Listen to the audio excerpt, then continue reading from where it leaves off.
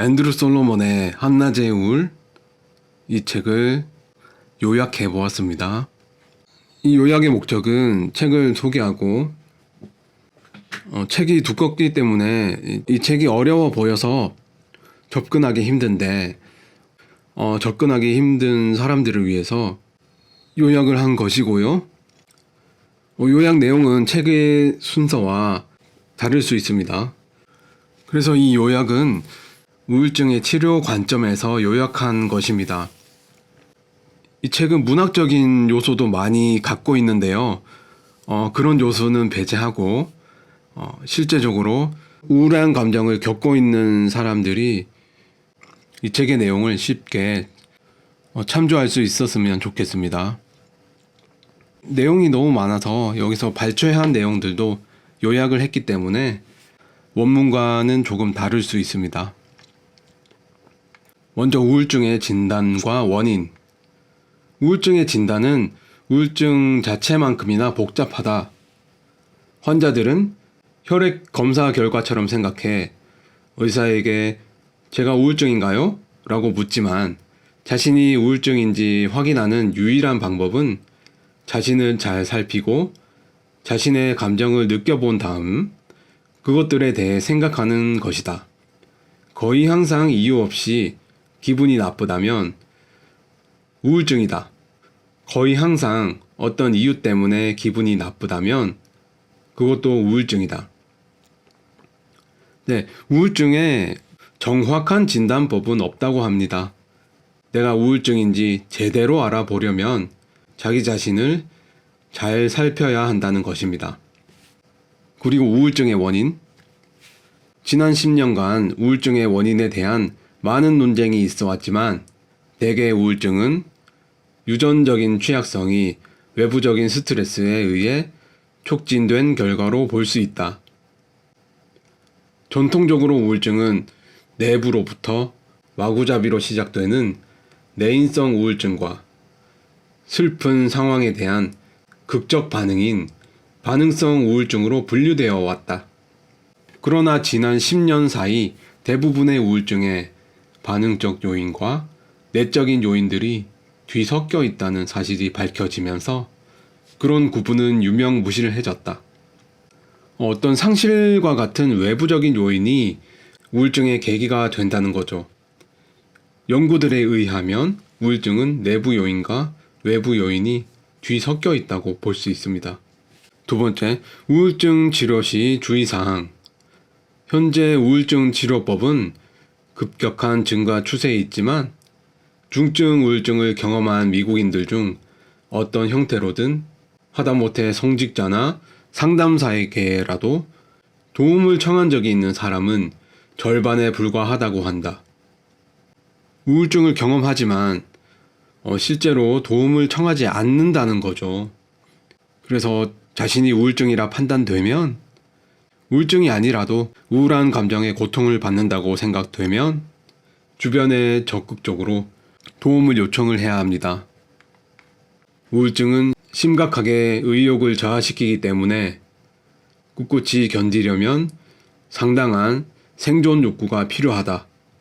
뭐니 해도 유머 감각이 회복에 가장 강력한 척도이며 그것은 사람들의 사랑을 받는 가장 강력한 척도이기도 하다. 유머 감각을 잃지 않는다면 희망이 있는 것이다. 물론 조금도 즐겁지 않은 상황에서 유머 감각을 유지한다는 것은 어려운 일이다. 그러나 꼭 그렇게 해야만 한다. 아무리 기분이 저조하다고 해도 삶을 지속하기 위한 최선의 노력을 기울여야 한다. 교수만 쉴 수 있다고 하더라도 말이다. 참을성 있게 견뎌내면서 그 견딤의 시간을 최대한 활용해야 한다. 우울증에는 유머 감각이 중요합니다. 웃겨서 웃는 게 아니고 웃으면 살 수가 있습니다. 현재 우리의 공중보건학은 잘못된 접근을 하고 있어요. 우울증에 시달리는 사람들은 약물 치료는 중단해서는 안 되며 영원히 계속해야 합니다.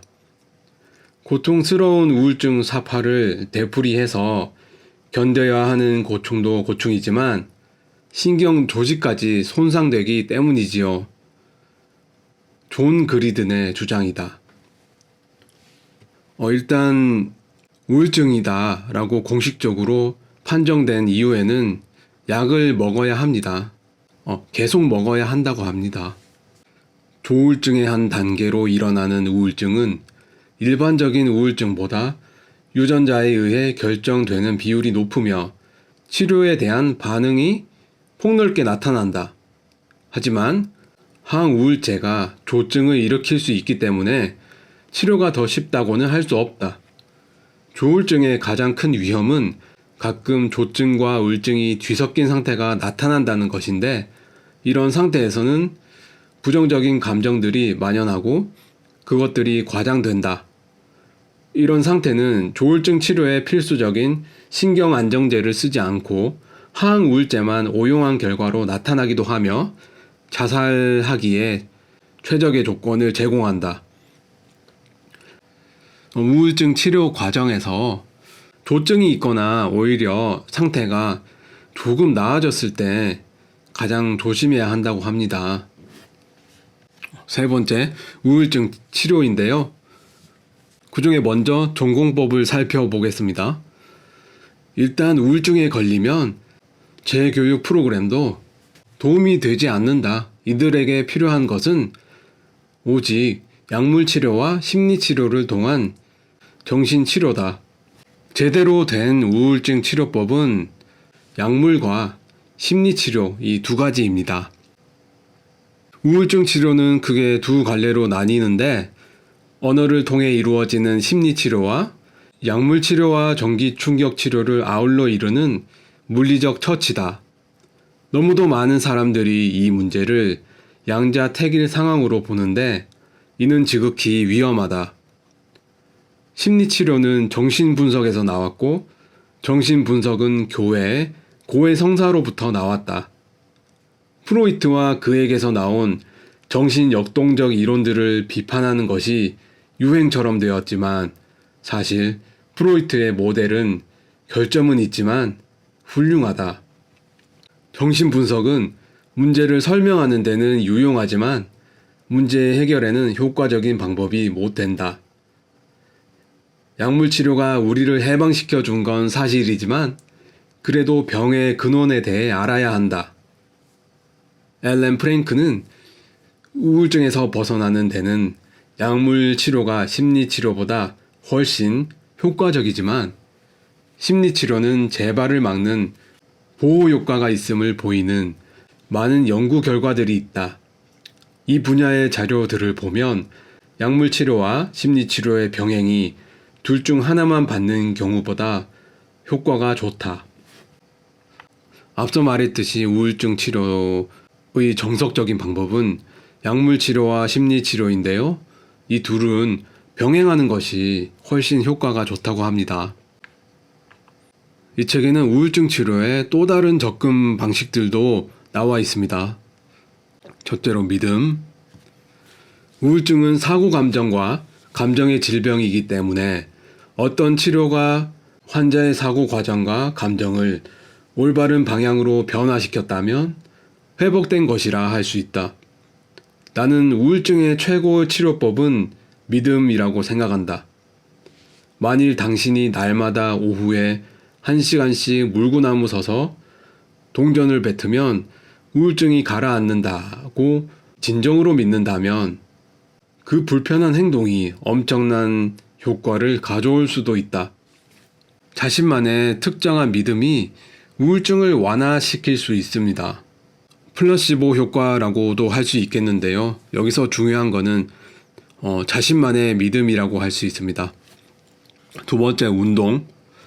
제임스 왓슨의 말을 들어보자. 운동이 엔돌핀을 만들어내는 건 분명한 사실이다.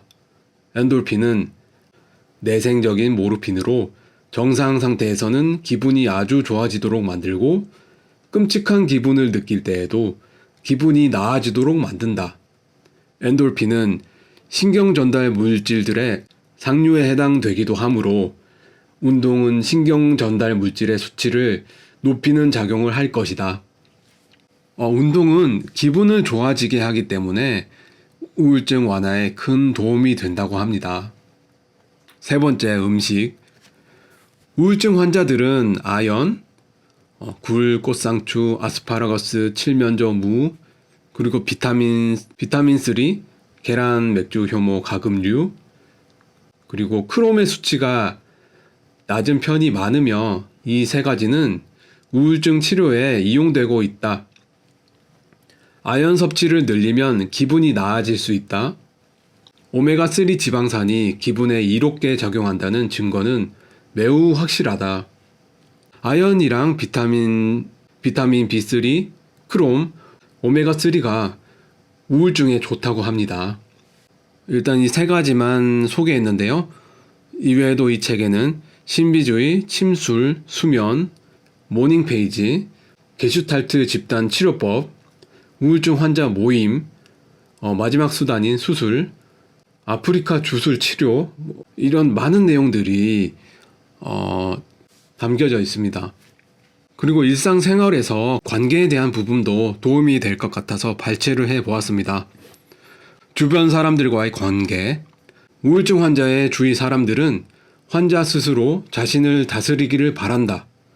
환자의 배우자, 부모, 자녀들, 친구들은 자신도 의기소침해지기 쉬우므로 우울증에 가까이 가고 싶어 하지 않는다. 우울증 환자는 사랑하는 사람들의 말에 귀 기울여야 한다. 삶의 의미를 잃었다 하더라도 그들을 위해서라도 살아야 한다. 용감해지고 착실히 약을 먹어야 한다. 몸이 천근만근이더라도 운동을 해야 한다. 주변 사람들은 우울증 환자가 부담스럽죠. 그럼에도 불구하고 환자 주변에 머무는 사람은 너무나 귀한 사람이죠. 우울증 환자는 이를 깨닫고 그들이 고마워서라도 생존해야 합니다. 조울증과 힘겨운 투쟁을 벌여온 매기 로빈스는 내게 이렇게 말했다. 나는 초조감을 이기지 못해 계속 떠들어대고는 했지. 그러다 에이즈 환자 수용시설에서 자원봉사를 하게 되었어. 나는 그들이 협조적이지 않다고 생각했지. 하지만 다음 순간 그들이 담소를 나눌 의사가 없다는 것을 깨닫게 되었지. 그들이 처음에 몇 마디 짤막하게 대답하고는 입을 다물어 버렸으니까. 하지만 그들은 내가 떠나기를 원하지는 않았어. 그래서 나는 그들과 함께 있어 주기로 결심했지. 그래서 그날 오후에 나는 말 없이 그들과 함께 있었어.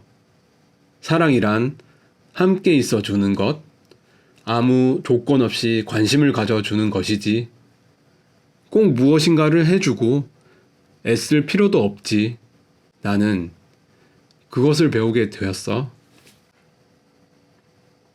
인상적인 부분이죠. 우리는 타인과의 관계에 있어서 누군가를 만날 때 아무 말도 없으면 불편해하죠.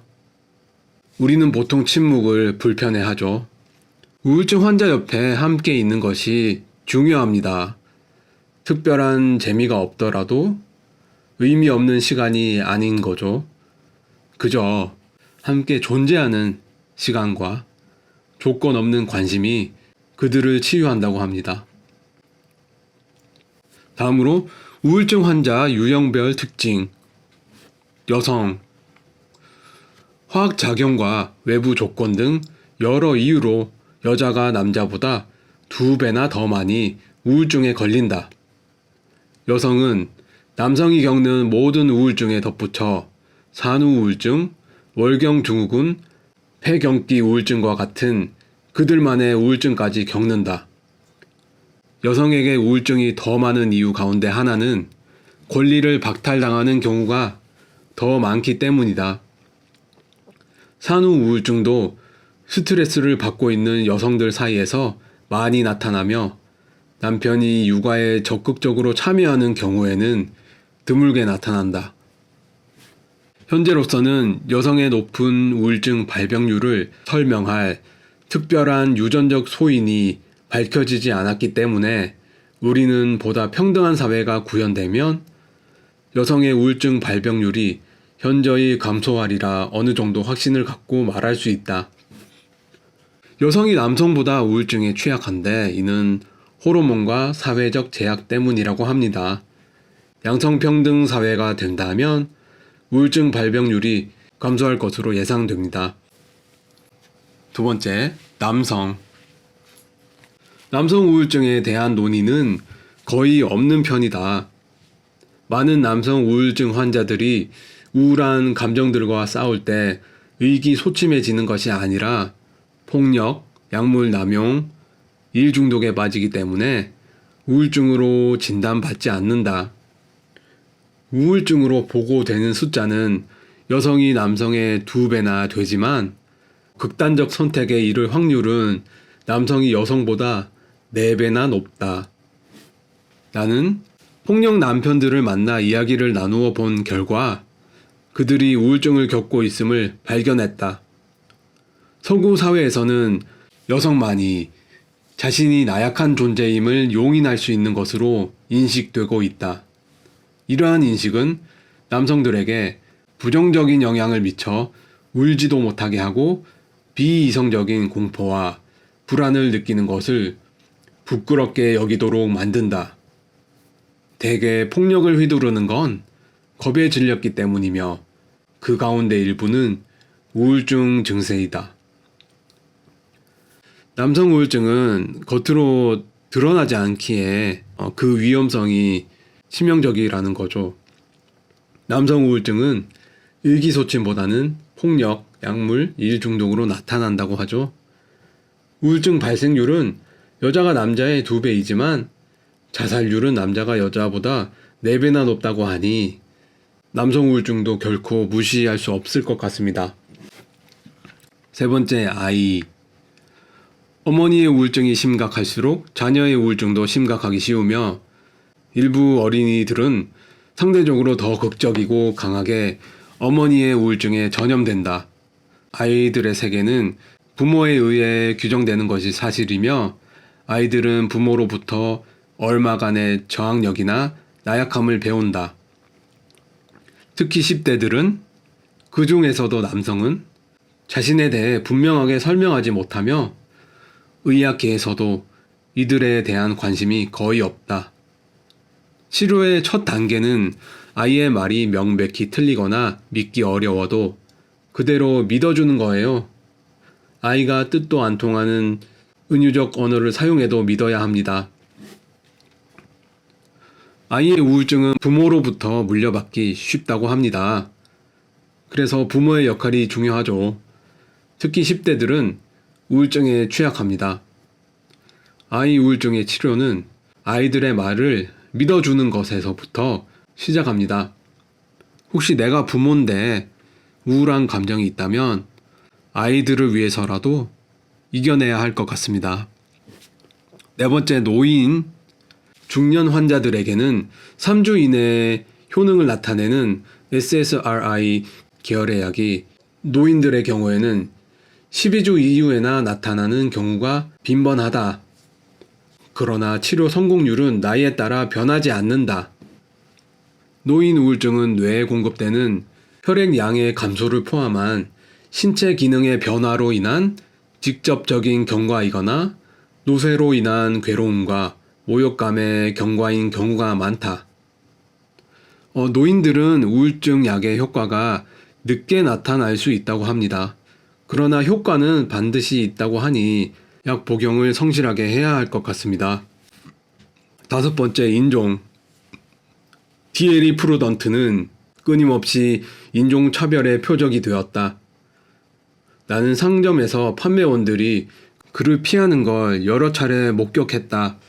그는 퇴근길에 범죄 용의자와 비슷하다는 이유로 경찰에 체포되어 몇 시간씩 유치장에 갇힌 적도 있었다. 공공연한 인종차별로 인한 굴욕은 그의 우울증을 악화시켰다. 사람들이 진정한 나와는 동떨어진 인상을 받아 그에 따른 반응을 보일 때면 나는 항상 마음의 충격을 받지. 인종차별로 인한 불이익과 스트레스는 우울증을 악화시킨다고 합니다. 네, 마지막으로 가난과 우울증의 관계도 정리해 보았습니다. 대부분의 가난한 우울증 환자는 계속해서 가난한 우울증 환자로 남게 된다. 가난은 우울증을 악화시키고 우울증은 장애와 고립으로 가난을 심화시킨다. 가난은 사람을 운명에 수동적으로 만든다. 중산층에 찾아온 우울증은 상대적으로 발견하기 쉽다. 그러나 밑바닥 계층의 우울증은 즉시 눈에 띄기 어렵다. 억압받고 가난한 이들에게 인생은 늘 불만족스러운 것이기 때문이다. 이들은 남부럽지 않은 직업을 가져본 적도, 무엇인가를 이루겠다는 뜻을 품어본 적도, 대단한 자기 통제력 같은 걸 발휘해 본 적도 없다. 이들의 정상적인 상태는 우울증의 병적 상태와 상당히 흡사하기 때문에 어떤 것이 정상적이고 어떤 것이 병적인지 구분하기 어렵다. 빈곤층은 우울증에 취약합니다. 중산층의 우울증은 쉽게 발견되지만 가난한 사람은 늘 불만족스럽게 살기 때문에 자신이 우울증인지 판단하기 어렵다고 합니다. 참 슬픈 말이죠. 그러니까 정상적인 상태 자체가 비관적이기 때문에 이것이 우울증인지 아니면 정상인지 자체가 구분하기 힘들다는 거죠. 돈 없는 것이 문제가 아니라 수동적인 태도가 문제라는 것이다.